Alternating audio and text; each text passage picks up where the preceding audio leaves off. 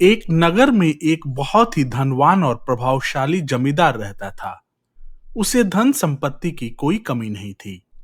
वह बहुत बड़े जमीन जायदाद का मालिक था और एक बहुत बड़े हवेली में रहता था। हवेली में उसकी सेवा में कई सारे नौकर चाकर भी रहते थे। जमींदार के 3 बेटे थे, अजय, विजय और सुजय।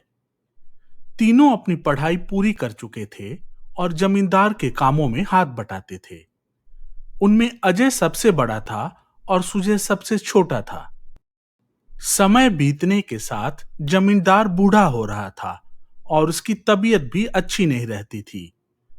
अब उसे अपने उत्तराधिकारी की खोज करनी थी, लेकिन अभी तक उसके किसी भी बेटे ने कुछ ऐसा विशेष कार्य नहीं किया था जिसे वह अपना उत्तराधिकारी बना सके। बहुत दिनों तक सोच विचार करने के बाद उसके मन में एक विचार आया। उसने अपने बेटों की योग्यता परखने की सोची। फिर अगले दिन ही उसने अपने तीनों बेटों को बुलाकर कहा, मेरे बच्चों, मेरी बात ध्यान से सुनो। मैं कुछ महीनों के लिए तीर्थ स्थान पर जा रहा हूं। यह कुछ थोड़े से बीज हैं, जिनकी 3 थैलियां हैं। एक एक थैली तुम तीनों ले लो और इन्हें संभाल कर रखना। मैं जब लौटूं तो यह बीज मुझे वापस चाहिए। पिता के जाने के बाद अजय ने बहुत देर तक सोचा और फिर उन बीजों को सुरक्षित जगह पर रख दिया।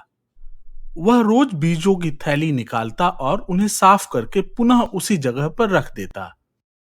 विजय ने सोचा कि इस तरह तो बीज खराब हो जाएंगे, इसलिए उसने निश्चय किया कि वो बीज की थैली को बाजार में बेच देगा और पिता के वापस आने पर वह दोबारा बीज की थैली खरीद लाएगा। यही सोचकर विजय ने बीज की थैली को बाजार में बेच दिया।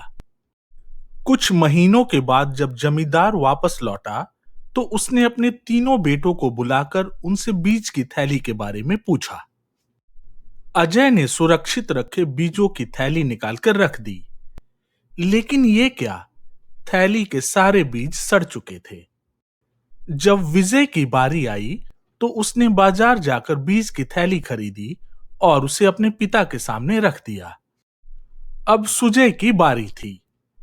जब जमींदार ने उससे बीज के बारे में पूछा तो वह पिता को बाहर गार्डन में लेकर आया और कहा, पिताजी, ये देखिए, आपने जो बीज दिए थे वह अब असंख्य फूल बन चुके हैं। अब इन फूलों से हमें ढेर सारे बीज मिल सकेंगे। जमींदार उन ढेर सारे फूलों को देखकर और सुजय की बातें सुनकर बहुत खुश हुआ। सुजय जमींदार की परीक्षा में सफल हो गया था। जमींदार की खोज पूरी हो चुकी थी और उसने सुजय को अपना उत्तराधिकारी बना दिया। दोस्तों, इस कहानी से यह शिक्षा मिलती है कि आपके पास जो है उसे बांटने बढ़ाने से ही वह जीवित रहता है। हमारे पास जो है उसे संभाल कर रखने की बजाय यह सोचा जाना चाहिए कि वह कैसे 3 या 4 गुना हो जाए। Thank you for watching this video. Don't forget to like, comment, share and subscribe.